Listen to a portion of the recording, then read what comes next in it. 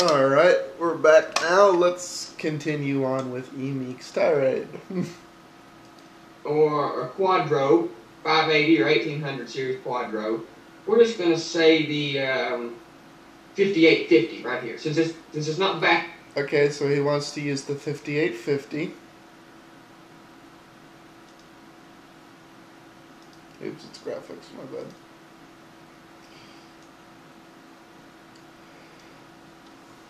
Which means to continue our apples to oranges comparison. Correcting it for apples to apples. Again, we're claiming 512 is equal to a 1 gigabyte card, which is a load of malarkey. But, you know, we'll give Emeek the benefit of the doubt. So we're up to $41.99 versus $36.19. So, you know, we still haven't really gotten any cheaper comparably. Ordered. We can get the 280, the 5870, but it's back ordered. And the GTX 285 is $400. And I have heard the 5850 is as good as the 285. So we'll pick the 5850. So there we go, $3,500, $3,600. You have some nice 8-core workstations. Still not as cheap as the Mac Pro 8-core. Wait. He said it. Still not as cheap as the Mac Pro. Let's look at the price here.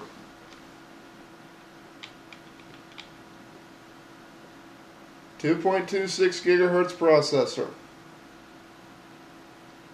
6 gigabyte DDR 1333 megahertz RAM, not 1024, and a 1 gigabyte ATI card.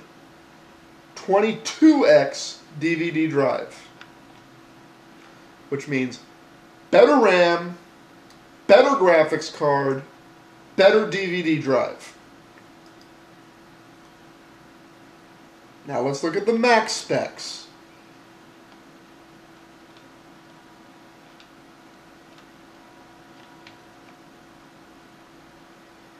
.512 megabytes graphics card, not as good. 18x DVD drive, not as good. Is slot loading really worth this much extra money? And for those of you who are going to say, well, you didn't prove that the RAM's inferior. Here you go. The 8-core Mac Pro supports up to 32 gigabytes of 1066 megahertz DDR3 ECC SD memory. And here it is, 6 1 gigabyte slots. In the PC, this is 6 times 1 gigabytes, but it's 1333. So you're fully able to utilize the processor instead of being throttled back like you are on the Mac from Apple cheaping out. He said the Mac is cheaper, as close to identical specs, but still being inferior in all the ways I pointed out. $4,199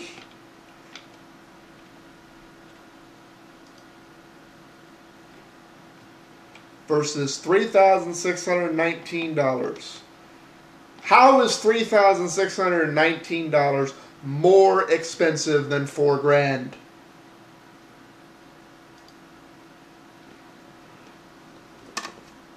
I mean, really, AppleSoldier. Let's see what else he goes into here. And still not as beautiful as the Mac Pro 8-core. But what you're getting is you're getting what you want. You're getting a Windows 7 machine, and you're getting the upgraded expandability of a Windows machine. But you're getting a workstation class Xeon chip around the same price of the Mac Pro. So that's what I'm offering to you guys. I know you all can put out stuff, but for you guys who don't want to build a workstation, getting it for almost $1 grand less. Mac Pro or close. And equal to performance, check out these guys here, PUGETsystems.com, the Genesis 2, 2.26, like I said, 6 gigs of RAM, the ATI 5850, and 320 gig hard drive. All this for about $3,600.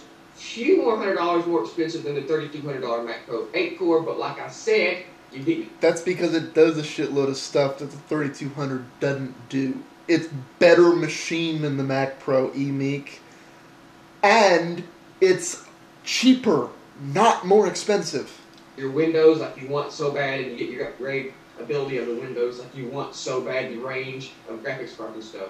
So this is for people who understand and appreciate the build quality of a Xeon workstation, and they want something close to a Mac Pro, but they can't go Mac.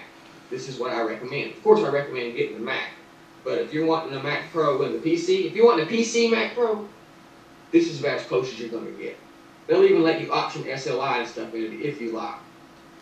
Now, what do I recommend as far as gaming rigs go? Well, there's a lot of gaming rigs on the market I like to recommend. Before I let it get into this, let me see how I'm doing. Before I let it get into this all, let me see how I'm doing on time here.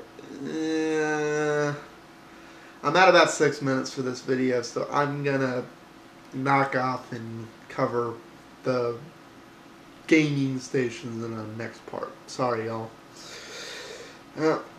Be right back.